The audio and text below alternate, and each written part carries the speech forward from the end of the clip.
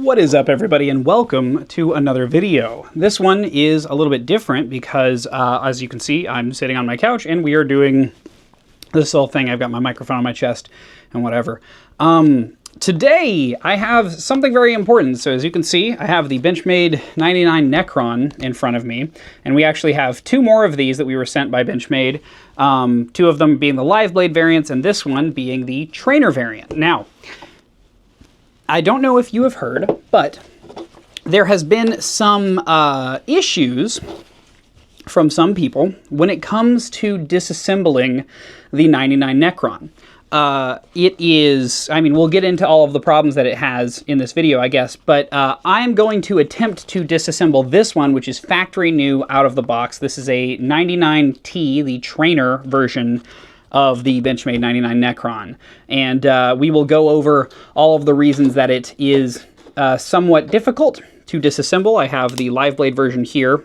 This one has all mostly good screws that have not been stripped on it. The other 99 Necron that we have has a lot of very stripped screws. And so we're going to find out how that goes, I guess, right now. So yeah, when it comes to disassembling a product like this, I feel like I am uniquely qualified because I have had a lot of experience with Benchmade's earlier products, especially the Benchmade 51, which I have done a lot of modding of. And so my modding experience of the Benchmade 51 means that I have a lot of experience of, you know, working with their products.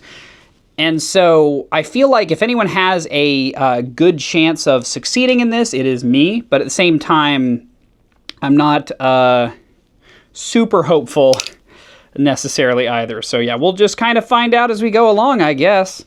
But for now, let's crack into the 99 Necron case. So pops open. Once again, this is a huge case. I've not flipped the 99T yet, so I'm interested as to how that will be. Also, I think the point of this video will be we're going to attempt to install these spacers that are included in the 99 Necron box. They are literally, you know, as Brandon said in Blade Bias, they are front and center right next to the balisong, kind of inviting you to install them. So it's obviously an intentional functionality that you're supposed to be able to disassemble the balisong and install these spacers. We'll find out if that's actually feasible very soon. Let's see, flipping wise, let's just do a quick flip on the trainer. I can say immediately that it is all right, but has a lot of blade rub out of the box, and you can hear that happening like as I'm flipping it. And this is the tune right out of the box. Like it's not great. It has pretty bad play, all things considered. Like it's not terrible play, but it's definitely not good play, and it's got tap and all that jazz, and pretty atrocious blade rub for a trainer that I believe costs around $400. This is not fantastic, I'm going to be honest immediately. I will say also, it seems like the pivots are installed sort of backwards here. We have, normally you would have the screw side facing the user when the blade is deployed. So like when I'm holding this side, I would expect to see the screws on this side, but they are not. They are on the opposite side. It's not a huge deal. Just thought it was noteworthy. So I have done a slight bit of preparation for this video. So as we get into this, the main thing to note here is that on most balisongs, the screws that you will utilize are T10 screws. So for most balisongs, for the pivots, which they are on the 99 Necron, they are T10 pivots. That's great, but unfortunately, the body screws are not. T10 body screws are abnormal, so that's okay to a degree, I guess, but they should be T8. They are not T8. As a matter of fact, they are T6, which is really, really small. It's a very bad screw that has not been used in balisong design in quite some time, and every time that it is used, it's something that I bring up in one of our reviews because I don't like seeing it. This is my modded Benchmade 51, and you can see the screws on it. I've actually increased the size of the body screws myself, and I increased them to T8 screws. There are replacement body screws that you can buy from different places that are basically the same screw threading, but they have a T8 top. And I have a feeling that that is going to become a necessary modification for the Benchmade 99 Necron, because the way that it is sold out of the box is just not good.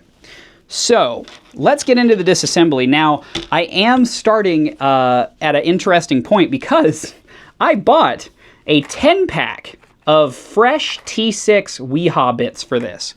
I wanted to give this thing the best chance possible, so I have fresh WEHA bits, fresh T6 WEHA bits for this. I have my stubby screwdriver and some various tools at my disposal that we'll be using throughout this process.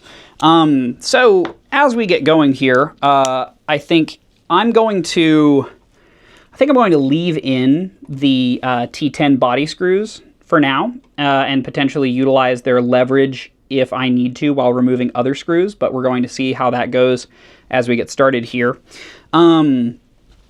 The other thing I'm noticing is, so the 99 Necron, the spacers themselves are injection molded plastic, and unfortunately it is relatively brittle injection molded plastic, so I have heard stories of people who have dropped these on concrete and have had them break or shatter, which is not great. So we're definitely going to be testing that for the full review, but for now, let's disassemble this thing.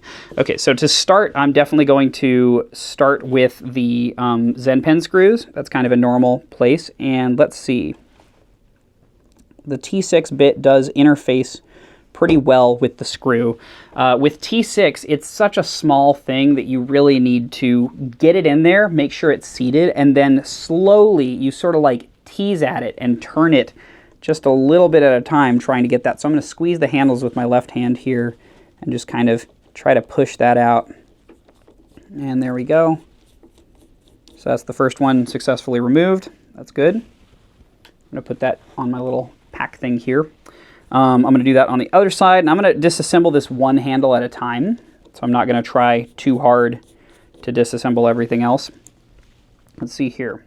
It appears there was Loctite in there, but it is not a very strong Loctite on this model. Something Brandon was complaining about was that on his model, the Loctite was far too strong, but I didn't get to experience those. So this model came later than our previous two models, so it may be slightly different. All right, now we're going to move to the bottom here. Ooh, that's a tight one. Oh, that sucks. That's bad. Oh, man. I can feel that not being great. I'm going to try the other side. Unfortunately, with these screws, there's not much you can do about them. The other thing with T6 is to make sure that you're putting enough force downwards as you are turning the screw, because if you don't have that downwards force to ensure that you are like making full contact with it, it will just strip the screw instantly. Okay, that one came out. Thank God. That had more Loctite on it, I can tell. All of these screws are the same size, but they are all very short for body screws, which I find kind of interesting. They remind me of how the EPS Wraith is assembled, which uses shorter screws overall. Yeah, this one fits in there pretty tightly, and I'm a little scared about it, but I did disassemble that just fine, so we're good there. As I said, I have a lot of experience disassembling these kinds of balisongs, whereas I think other people don't. T6 is not something that you have to deal with a lot anymore, whereas I had to deal with it all the time when I first got into the balisong hobby. Thankfully, the pivot screw here is T10, so it's nice and easy to remove. We can just take that right out. Once again, the pivot screw is kind of small, and interestingly for Benchmade here, it is a very tight thread screw, which is a feature seen in a lot of modern higher tier balisongs. Unfortunately, this is not a modern or high tier balisong. This is a low tier bad balisong that costs $550. And if this screw was on a balisong that had bushings, you would never need to use Loctite, and it would hold its tune extremely well, because that's what like Machine Wise does with their screws. Unfortunately, because this is a bad balisong that does not have bushings and only runs on washers, it doesn't matter that they used a good screw here, because it is going to lose its tune unless you use Loctite. And even then, your tune, no matter how good you get it, because it is sandwich and on washers, it will have play and most likely some kind of slap or blade rub. So anyways, let's push this guy out.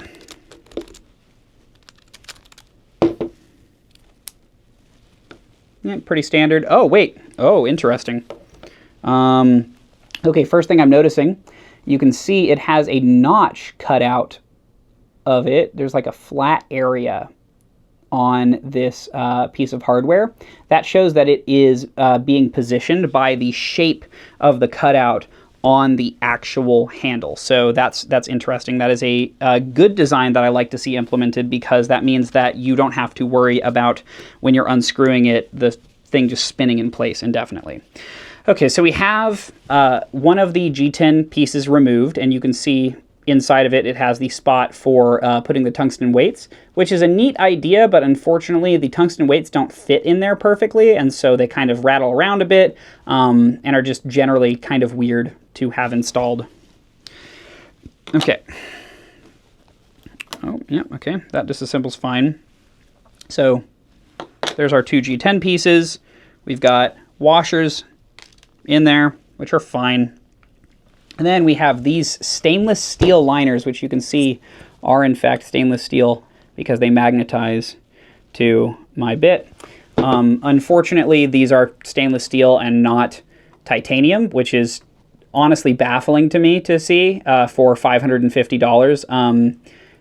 Even the MaxAce Serpent Striker V3, which is a very comparable knife to this thing, which I believe cost, at the time that it was released, around $150, if I'm not mistaken. Maybe it was around $200.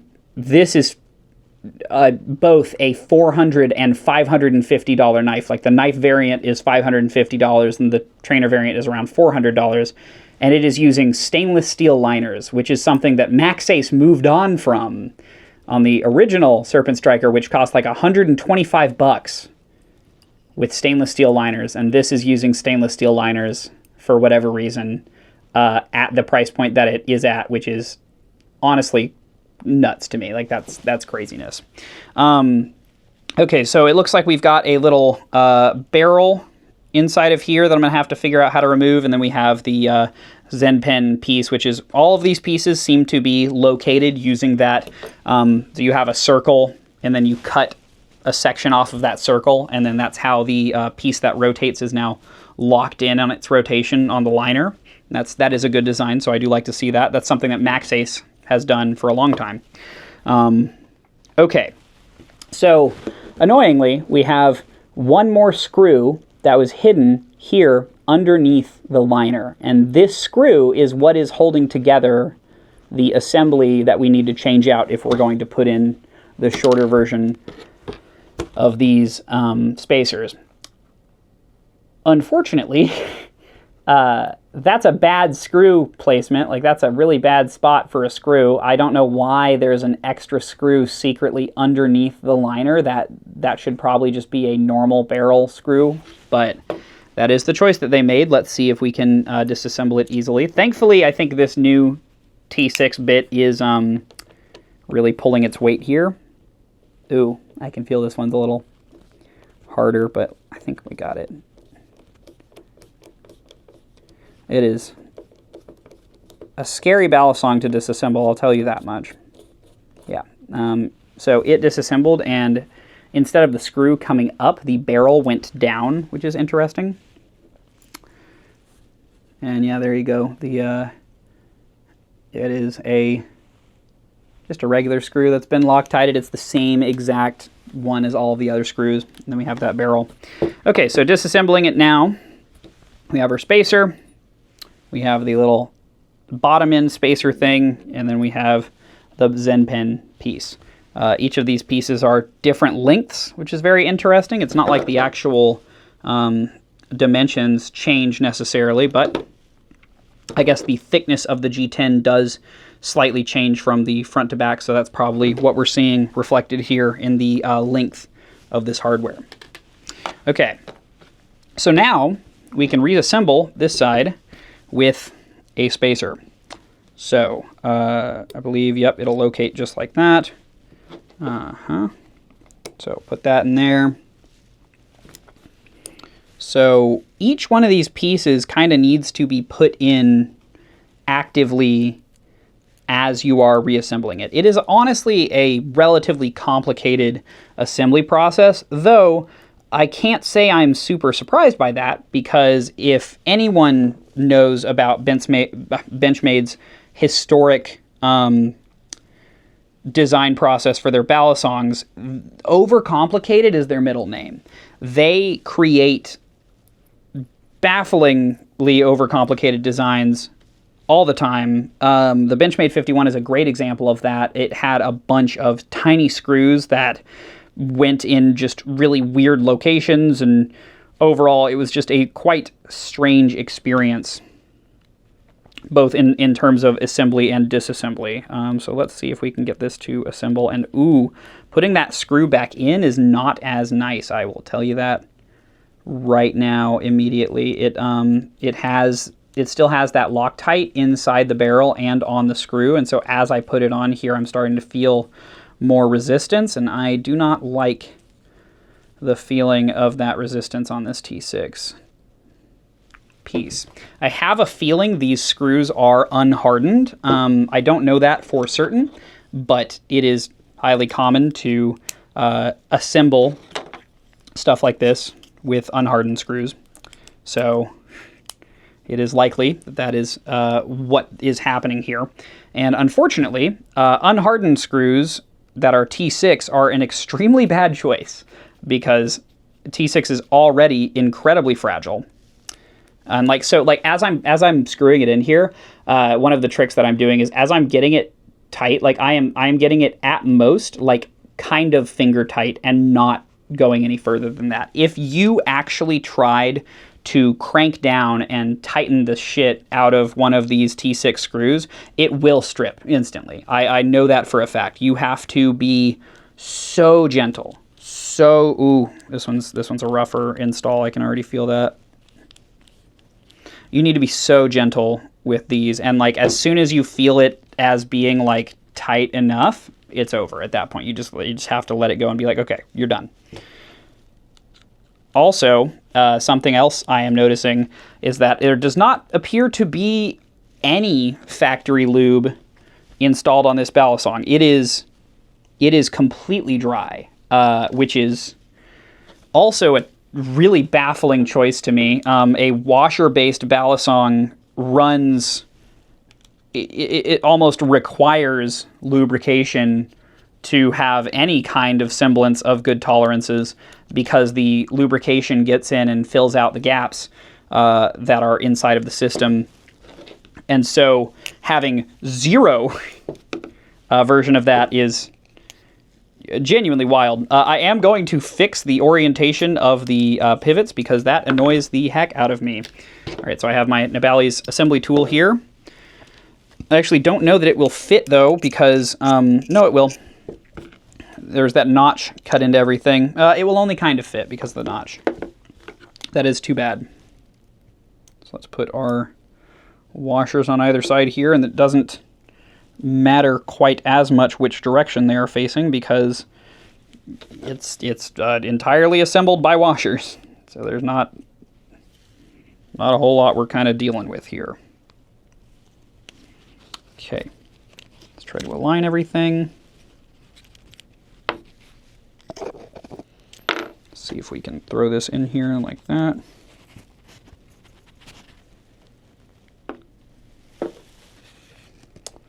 Oh, golly. Oh, I can already see that that's going to be a pain. The pivot itself doesn't want to quite go in.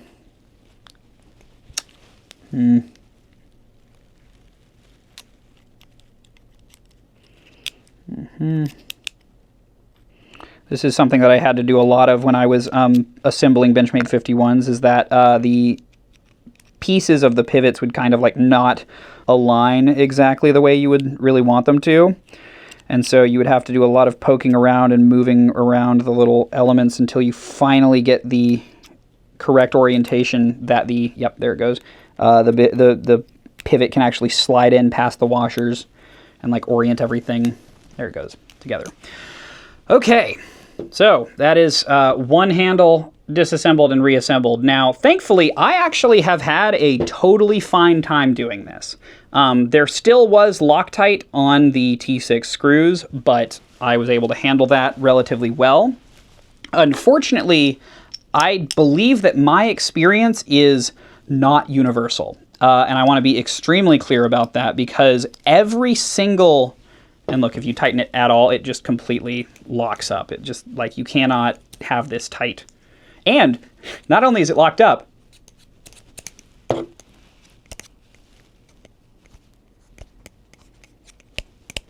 at its tightest, it has blade rub. That's bad. Well, sorry, not at its tightest. It's not very tight at all. I just barely tightened it. I'm going to throw some carbon honey on here and just pray that that helps. But yeah, I want to be extremely clear. I am very experienced at this. I know what I am doing to a high degree. And every single person that I have talked to who has disassembled their balisongs, including Zippy Balisong, who is someone whose job is literally to disassemble balisongs and add modifications to them, and he disassembles balisongs all day. Zippy had issues disassembling his Necron. He was afraid he was going to break it and ended up having to purchase a soldering iron specifically so that he could disassemble the Benchmade 99 Necron. Look at that. If you even just like slightly over tighten it, it is a hair thing. And look, it has horrid the blade. Oh my God.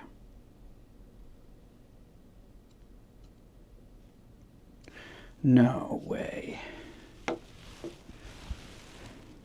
No way.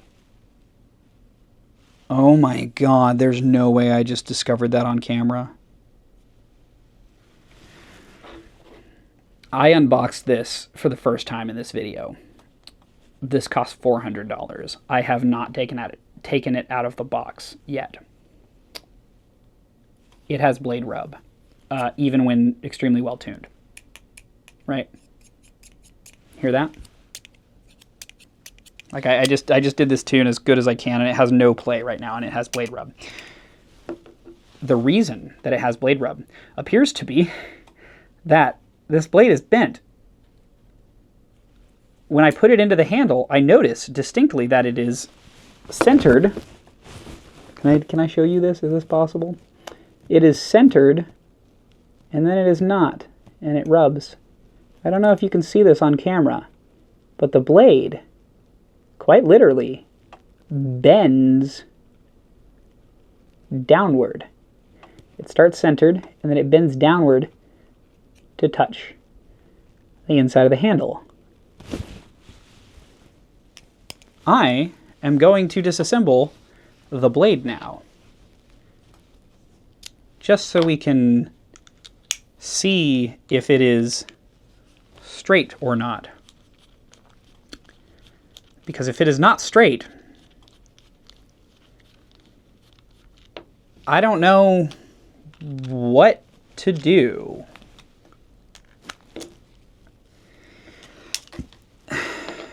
Okay. Now it has some lubricant on it. That's great.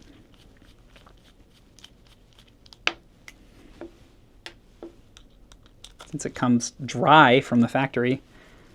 It literally is. It is completely bone dry. They do not add any factory lubricant, that's also just crazy to me. That is so crazy. All right. Here's the blade. Testing time.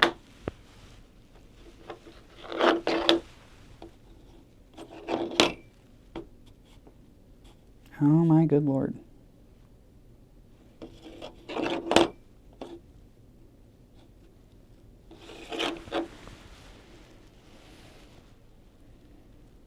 I think this blade is bent. That's so crazy to me. I had expectations for them, but like, not like this.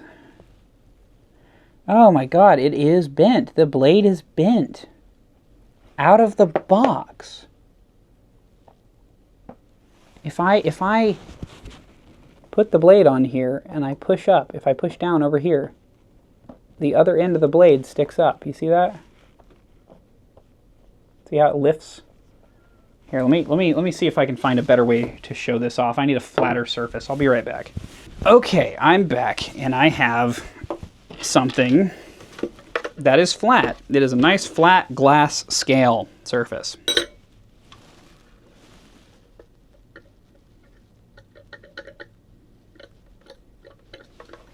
That blade ain't flat.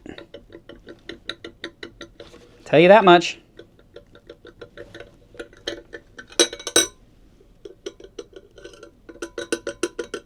Oh my God.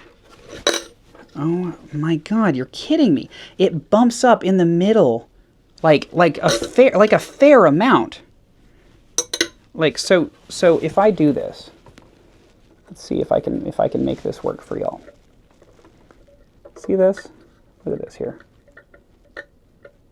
Look, it rocks back and forth because it is so bent on this flat surface. Look at how the back part sticks up like that. Like as I'm holding it down, the front sticks up. It is the blade on this 99 Necron trainer is bent out of the box. And they sent this one to me. Am I crazy for being baffled by that? I can't believe I'm discovering this live on this video. Like, this is just supposed to be me disassembling the 99 Necron or whatever. I am flabbergasted that this is the scenario. It has a bent blade. This is a trainer. Like, here's the thing. What I am upset about here, I don't know why the blade is bent. If I had to guess, the answer is most likely the heat treat process. This is a normal thing, okay? All right, listen to me. This is a normal thing. A blade getting bent in the heat treat process is totally normal. But you know what you normally do when you have a blade get bent in the heat treat process? You throw it away because your tolerances on that blade are not good. They're like, if you have a blade that you know gets bent during heat treat, you scrap it or you put it in a blemished product, I guess. But like we talked about this with Machine Wise. He uses a very special press in his heat treat process to try to alleviate the issue of blades bending. But even then, he still gets bent blades sometimes.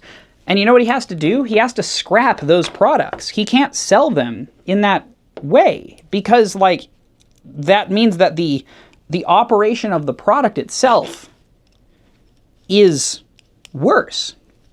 So what this means to me is either the QC process for this is non-existent and nobody checked to see whether or not the blade is literally bent. It is visibly bent. Like it's probably hard to see on camera, but like in real life, it is obviously visibly bent.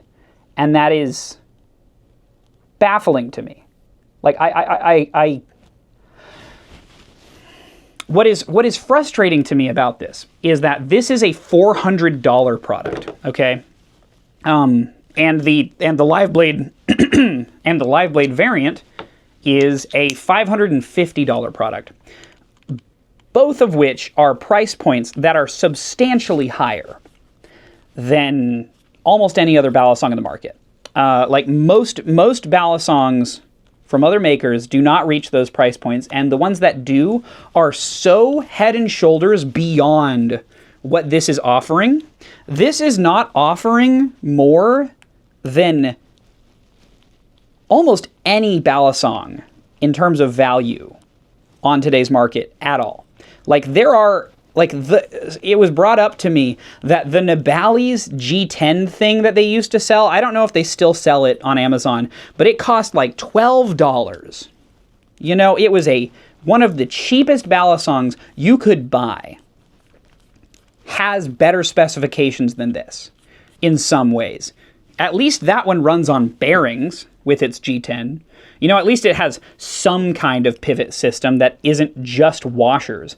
But on top of that, the problem with this, to me, okay, so I am finding some, so there was inside of this one some oil, which means maybe they did apply a tiny bit of factory oil that dried up on its way here.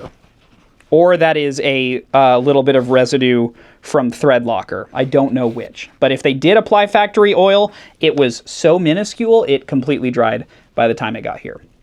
So what I'm getting at is that this product is extremely expensive, and yet they didn't catch a bent blade on the trainer that they were sending to me.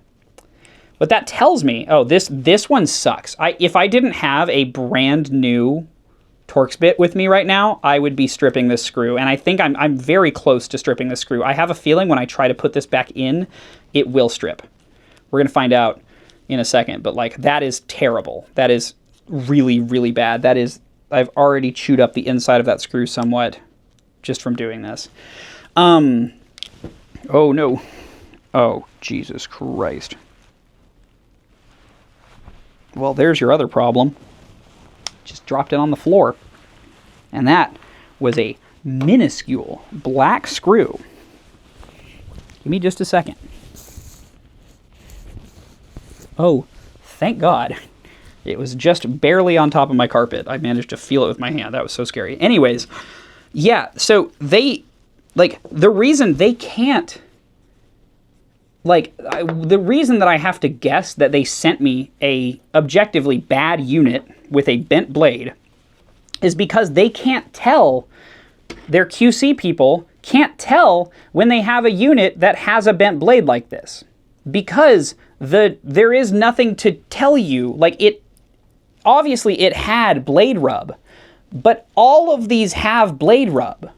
All of them. Even the good ones that have straight blades and everything. Like every last one of these units has blade rub in some way because the way that they were created kind of necessitates that. It's a terrible design. You have a maximum in terms of considering like the separation in your handles and then the distance between that and the actual blade, right, across its length.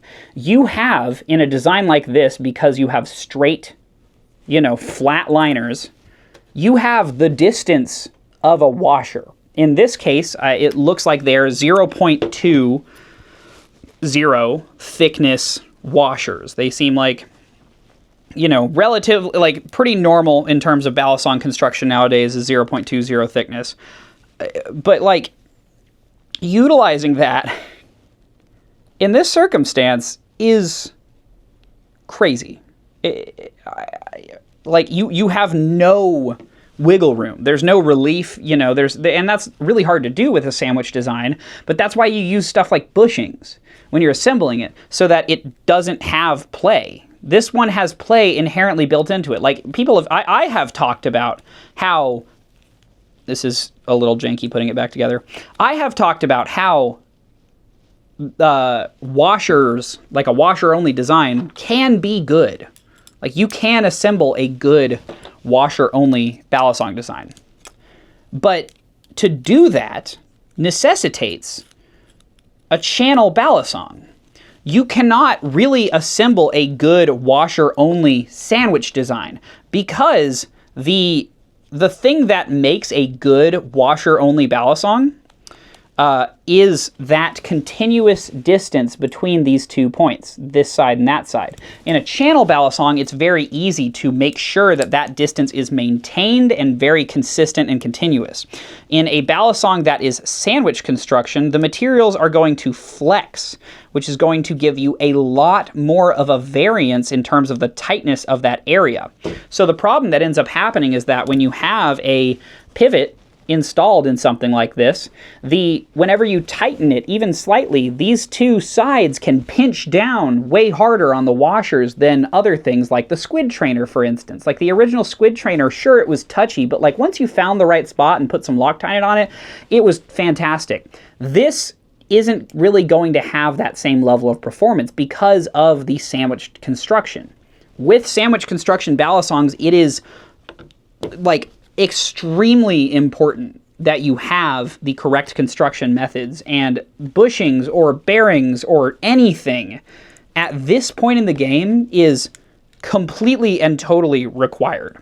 So because of that construction method, you have a lot of variance, and you cannot tighten down your balisong because it will stop swinging when you tighten it down. And so when someone's going to QC check these things, you know, in most balisong manufacturers like Squid Industries and Machine Wise, they check for the play and the swing and everything, and they check to make sure that the blade is flat. They check all of these different things, and then if it passes all of the tests, they send it out their door. The problem is that this design inherently does not pass most of those tests. It is not going to, because you cannot tune it well. Which makes sense now that I think about it, because, like, let's consider for a second, Benchmade is creating a balisong. I don't think that Benchmade actually has the tools to create a good modern balisong. I didn't even fully consider this before, but to make a good modern balisong, you need a lot of stuff. You need very high quality machining and parts, and then on top of that, you need a skilled staff who knows what they're doing in terms of tuning. Tuning departments in balisong companies are the bread and butter of those balisong companies. They are the thing that keeps the balisong companies afloat. Dalen has talked about this before in our video touring his entire setup. He talked with us about how important the tuning section of his company is. Benchmade, I don't even know if they have a tuning section, because this is honestly atrocious. And there's nothing that a good tuner could do to this unless they installed bushings. It literally, I barely tightened it. It does not move. It doesn't. It's so bad. So let me add some more lube now that I've disassembled it so much.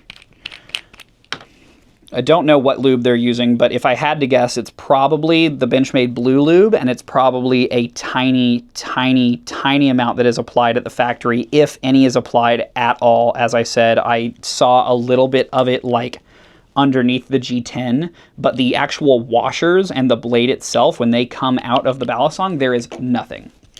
I am genuinely dismayed that this thing came with a bent blade. That is crazy to me. And if I had purchased this product and not received it for free for the review that I'm doing from Benchmade, I would be upset. It already is a, ow, it pinched me. It already is a low tier, low performance, bad product.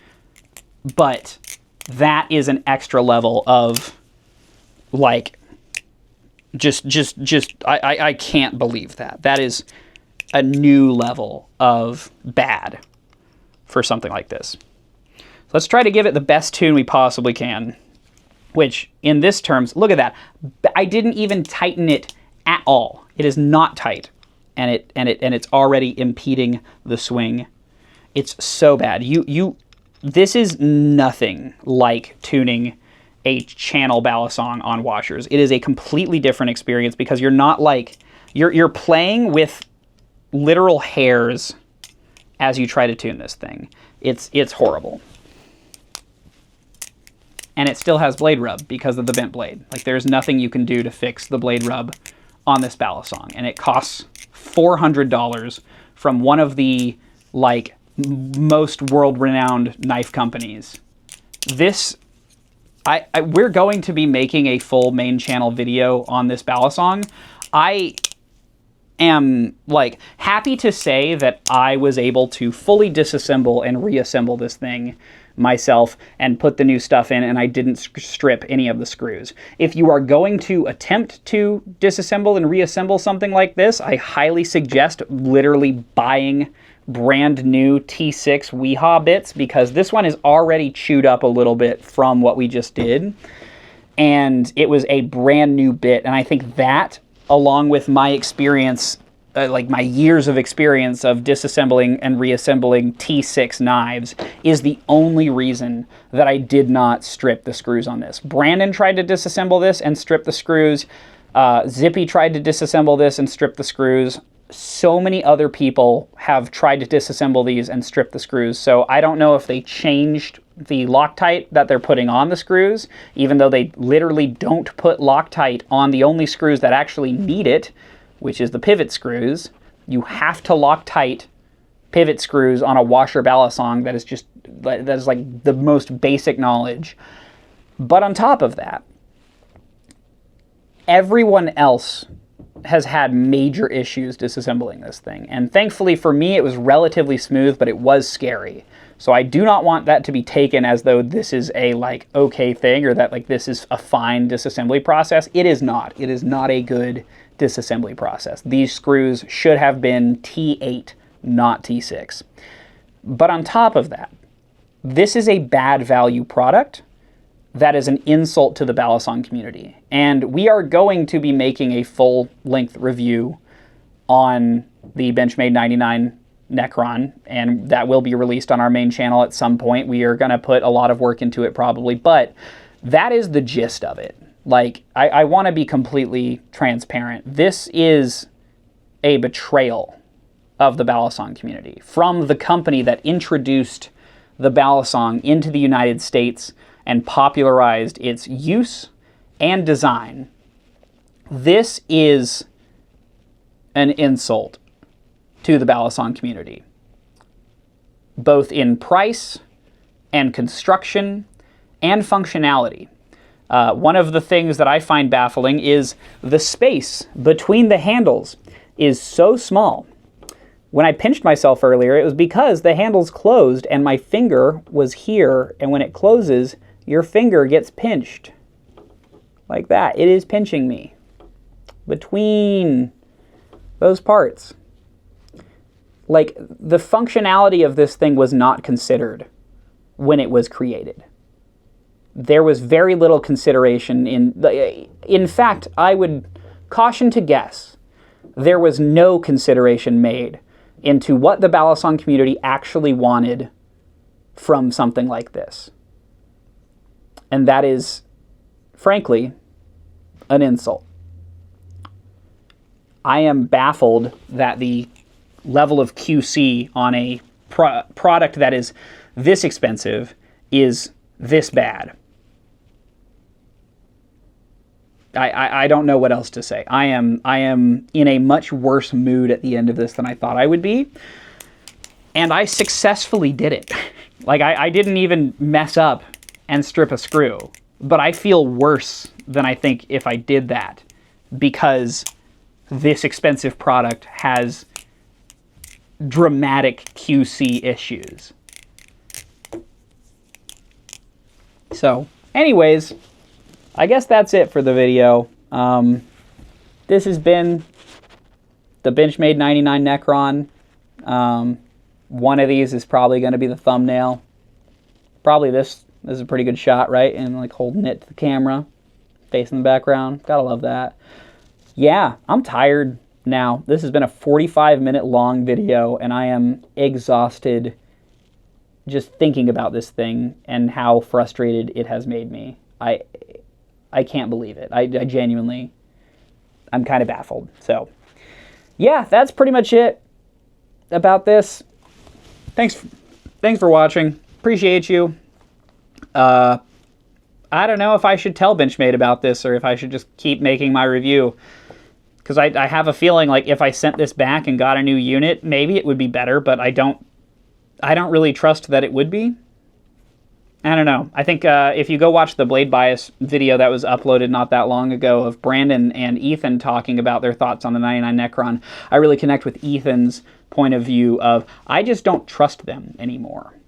And yeah, I do not trust Benchmade to create a good balisong at this point, because I don't know what's going on with this, but this is atrocious.